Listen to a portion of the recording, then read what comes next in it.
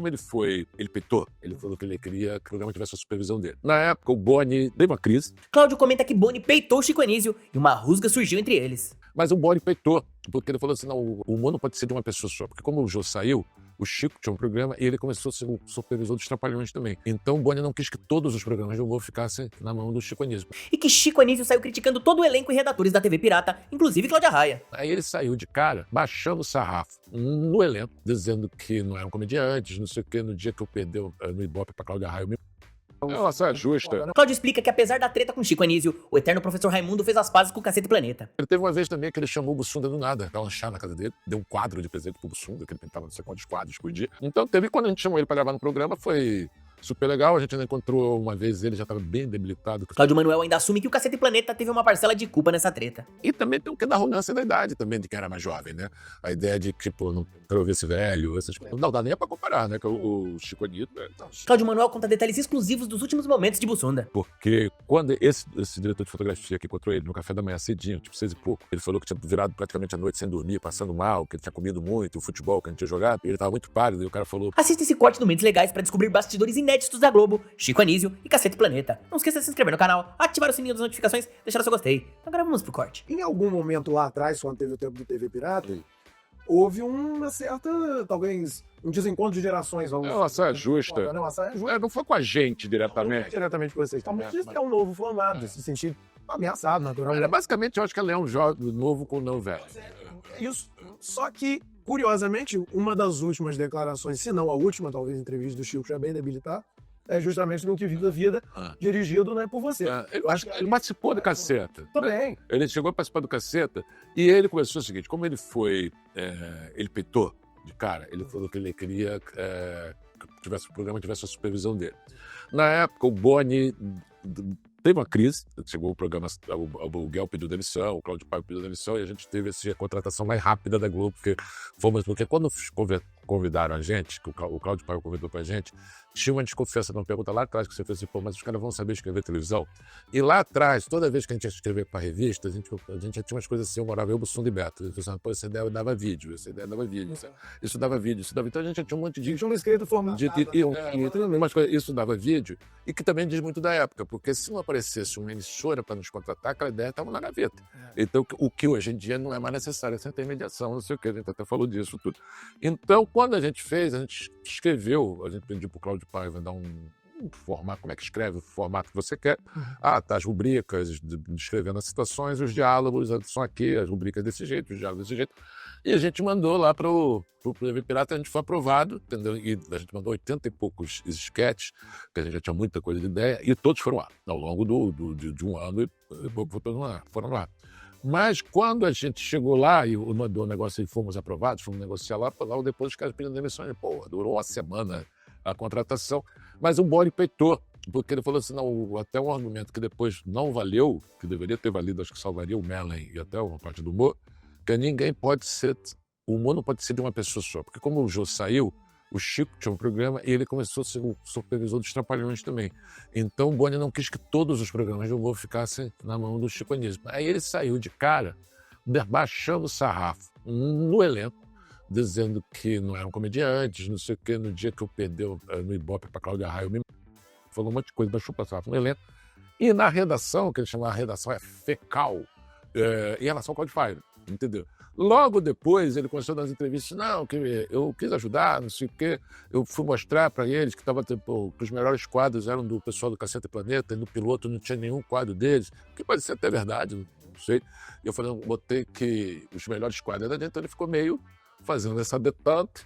Quando eu gravei o Simonal, por exemplo, que ele participa, e não só participa, foi como ele dá o início e o final do filme, ele fala, a gente acabou tendo... Eu tive essa oportunidade, fui na casa dele, não sei o quê, blá, blá, blá. Então eu tive contato com ele. Teve uma vez também que ele chamou o Bussunda do nada para lanchar na casa dele, deu um quadro de presente pro Bussunda, que ele pintava não sei quantos quadros por dia. Então quando a gente chamou ele para gravar no programa, foi super legal. A gente ainda encontrou uma vez, ele já estava bem debilitado, que teve um festival em São Paulo chamado Risadaria, que a primeira edição homenageado foi ele. E a gente fez uma abertura, com essa coisa que a gente não fazia show um tempão, a gente fez um apanhado de os números, uma atualizada, a gente fez o show de abertura e ele era o homenageado da feira, então foi a última vez que eu o vi.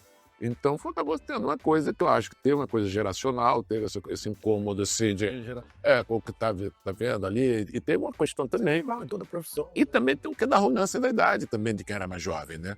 A ideia de, tipo, todo mundo ali na faixa dos 30, E você sabe do outro lado. aí chegando aquela coisa também de, tipo, não quero ver esse velho, essas coisas. Que hoje, De um lado e do outro, o que não apaga a genialidade nem de um, nem...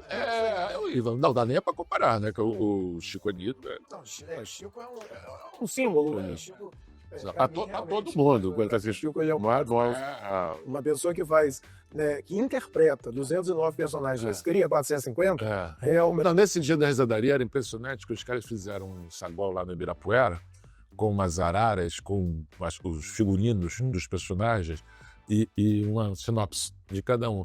Primeiro que tu lê, cara, era uma população, uma cidade, literalmente uma cidade, entendeu? De 200 habitantes, de sei o que, tem coisa, porra, entendeu? E não é só isso, assim, que você vai, o cara tinha memória do cara que você fala, é aquele personagem que tu criou, que tem personagens muito efêmeros também, tem personagem que durou.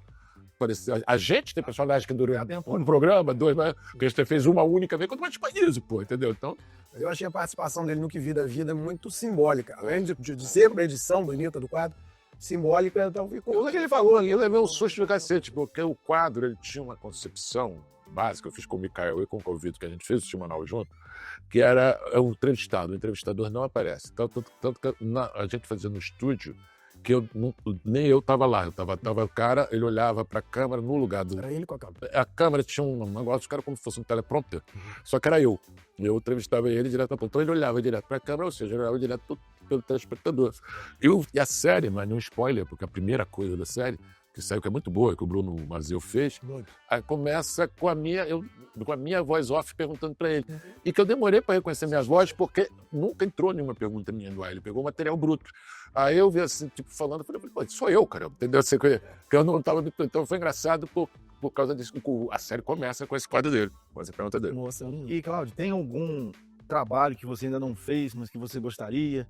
Seja por uma questão de desafio? Tem vários, vários. Eu acabei de não ganhar um edital que eu queria muito ter ganho, porque ganhou, mas foi bom que o assunto ganhou o de ficção. E aí, pelos critérios hoje, né, dia que, por exemplo, até mesmo critério de cota, de não sei o que, tem coisa que aí a galera que ganhou preenchia mais. E também não concorreu direto, que era ficção. Eu queria fazer um que eu acho que eu chamo o maior semanal de todos os tempos, que é o João Cândido, da Revolta da Chibata, do Almirante Negro. Que é um cara que tem uma história assim, fabulosa, que o cara luta contra castigos corporais e até hoje é visto como um pária na Marinha. Então esse foi um cara que foi meio perseguido ao ponto que ele descobriu que ele estava trabalhando num navio em Santa Catarina, forçava para o cara ser demitido. Assim.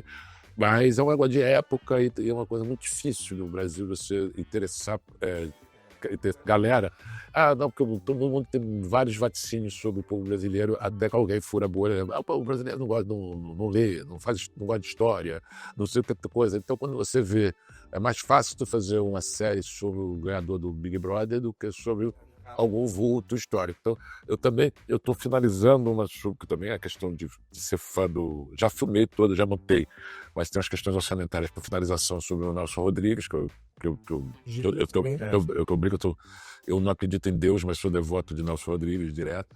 E eu estou fazendo uma em parceria com o Hubert, que é ele que vai dirigir, sobre o Milu, porque o Hubert também é outro cara que eu gosto muito. O Hubert que eu gosto, mas era o Milu que eu estou falando. E que o Hubert chegou a trabalhar com ele do Pasquim, então tinha essa coisa assim mais pessoal também. Então, o Hubert que dirigirá ou dirigiria. Mas tem essas coisas também do setor, por exemplo, também agora tem um edital, não sei o quê, e você nunca sabe direto, aí você vai ver, não sei o quê, aí quando você acaba conhecendo quem conhece, aí tem, não, porque passou em vários critérios, mas o problema é que um homem branco machista, não, o cara é o Milo Fernandes, não é um homem branco, tem 1 bilhão de... Quantos homens? Então essa ideia que você... Entendeu? Não, mas não é porque não ganhou ponto, se ele fosse um não sei o quê, mudaria. Então tem muitas coisas hoje que depende também para onde, né, a própria indústria está direcionando.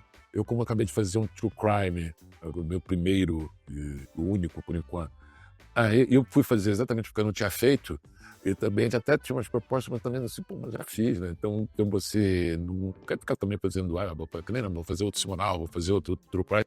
Então tem muito mais essa coisa de vários projetos. Eu acabei de vir de uma reunião de um amigo meu no canal, também no canal de São Paulo, não sei o quê, que ele me pediu a mão para fazer um negócio que juntar esporte e business, que é uma coisa para um canal específico de business, e uma coisa muito mais para ajudar, não é uma coisa autoral, assim. Eu também gosto disso, eu gosto de mexer com muita coisa, então tô com vários projetos nisso. Quando você fez o documentário sobre o Bussunda, teve alguma coisa, vocês eram muito amigos, né? Então, teve alguma coisa que você não sabia e que você descobriu sobre ele fazendo um documentário? Como que foi essa experiência? Cara, Independentemente da questão profissional, enquanto amigo, como foi, transformou isso? teve algumas coisas, né, assim, da experiência com o Bussunda, porque todos os outros trabalhos que eu fiz, com exceção de um documentário sobre humor, na época da redemocratização, que chama Rindo à Toa, Humor Sem Limite, que eu fiz um outro, Tá Rindo de Que o Ditadura, que o Caceta é personagem. Então eu apareço lá falando, o resto todo do que da vida, o Simonal, o Chacrinha, eu nem apareço, não aparece nem minha voz, entendeu? Então eu queria, dessa coisa de fazer algo diferente, eu fiquei pensando, o que é que eu podia fazer que tivesse uma ligação pessoal? E o Bussunda veio de cara, eu, obviamente, podia ter sido Caceta, mas eu queria fazer o Bussunda, aí eu vi algumas coisas que tinha um tempo bom, porque ia completar 15 anos da morte dele, né, em 2011, 2021, ia completar 15 anos da morte dele, e os 15 anos me permitiram também, que eu só vi depois também, que eu pudesse me debruçar sobre o material sem melancolia, porque eu não ia fazer uma coisa sobre o Bussunda, vai ser uma coisa pesada, melancólica, não sei o quê. Então ele me proporcionou algumas coisas que foram bem interessantes. Primeiro, para poder ver coisas de que eu nem me lembrava, ou de novo, que eu não via exatamente, podendo rir, né? Essa coisa. Muita coisa antiga, né? No material, as coisas que eu achei que tinha perdido, que a gente teve durante uma época, um amigo meu tinha uns bares por aí, e aí ele propôs, a gente teve um bar que chamava Caceta Shopping Show em Botafogo, e esse troço foi assaltado, e levaram as fitas nossas, e tinha sumido uma fita que chama Caceta na Europa, não era nem Caceta e Planeta ainda. Foi uma viagem que eu e o Beto e o Bussunda fizemos, o Bussunda tinha uma câmera de VHS, a gente fez umas piadinhas bobas lá, isso estava como perdido. E aí, no apanhado de coisas, a mulher, a viúva dele achou um DVD, uma cópia, então eu usei coisas desse material. Teve muita história, também foi o primeiro trabalho que eu pude fazer com vários grupos de WhatsApp. Então tinha amigos dele da faculdade, amigo dele não sei de onde, amigo dele agora. Então histórias que eu até, mas não lembrava que não foram exatamente comigo, foram com, eu chamo meu amigo Bussunda, mas tem vários amigos, né, que podem falar essa frase, meu amigo Bussunda, galera do colégio, galera da colônia de férias. Agora, teve uma coisa que foi assim, também muito assim, diferente, não? E foi como todo mundo que estava na Alemanha e como estava aqui reagiu, porque como o Bussunda morreu, cada um entrou na sua própria história. Eu não sabia como é que fulano reagiu, como é que fulano estava. Todo mundo colapsou ali junto, então você estava ali meio desconectado. Então eu não sabia o passo a passo, eu sabia a parte que eu sabia, não sabia a parte que o outro cara sabia e o que eu não sabia. Então teve algumas coisas da timeline da morte dele que eu não tinha a menor ideia, e teve um detalhe que acabou sendo decisivo, né? Porque quando esse diretor de fotografia que encontrou ele no café da manhã cedinho, tipo 6 e pouco, ele falou que tinha virado praticamente a noite sem dormir, passando mal, que ele tinha comido muito, o futebol que a gente tinha jogado, e ele estava muito pálido, e o cara falou, pô, vou chamar o médico, ele falou, não vou perder a Copa do Mundo, por causa, não, vou chamar, chamou a produtora, e aí o Bussunda subiu para o segundo andar, para o quarto dele. Quando esse cara foi para o quarto próprio, ele viu que tinha uma ambulância no estacionamento. Aí ele falou assim, bom, se acontecer alguma coisa com o Bussunda, vai passar por aqui pelo quarto, ele vai entrar na ambulância, não sei o quê. E eu estava dormindo, não sei o quê. E teve essa história. Quando a produtora falou assim, eu falei, olha, tem uma ambulância que dormiu aqui, que a gente estava meio como se fosse num recreio de Bandeirantes, ali em Munique. E aí o cara chamou, o sujeito chamou a médica lá, não sei o quê, e subiram para o quarto do Bussunda, que aí perguntaram, fizeram uma meia dúzia de perguntas para ele, até que ele apagou. Teve a parada cardíaca aí que todo mundo soube, não sei o quê, blá, blá, blá. Mas o que é que aconteceu? O Bussunda foi para o segundo andar. Quando a médica deu o alarme, simplesmente a maca não subia para o segundo andar e nem por elevador, por escada, porque a máquina da ambulância, coisa passando na Alemanha, E aí ela chamou a gente para carregar o Bussunda para descer com ele. Só que nesse tempo, tentando subir com a maca, não subiu, não sei o quê, quando juntou, então vamos todo mundo junto, ela já deu o óbito, obviamente. A diferença poderia não fazer diferença nenhuma, mas eu só soube disso na hora. E também teve o nosso produtor geral, que é um amigo nosso, quando eu saí, eu morava com o Bussunda e o Beto, eu fui casar, ele que entrou no meu lugar, depois que ele virou produtor da gente. E eu cheguei para ele, assim, na hora, eu falei, não, tira a gente daqui o mais rápido que você conseguir, entendeu? Eu só falei isso, eu quero ir embora o mais rápido que você conseguir. E aí a gente foi embora no mesmo dia, e o Bussunda foi no voo seguinte, com uma parte da população, e ele teve que despachar isso tudo. E só que ele, quando chegou, a gente fez a conexão em Londres e o outro grupo fez a conexão em Paris, ele ia despachar tudo, ele perdeu a conexão dele. Então ele ficou sozinho em Paris, com aquele negócio todo, sem ter com quem conversar, sem ter com... Então, quando ele começa a contar isso, ele começa a ter uma coisa assim.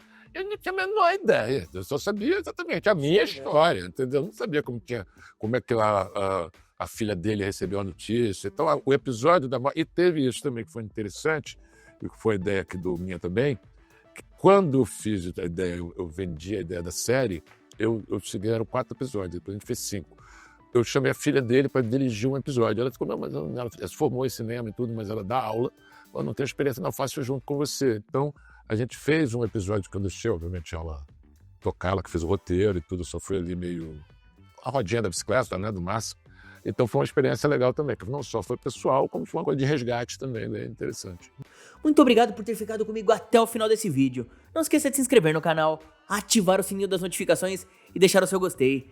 Todo dia tem um corte novo pra você. Dá uma olhada no canal, tem muito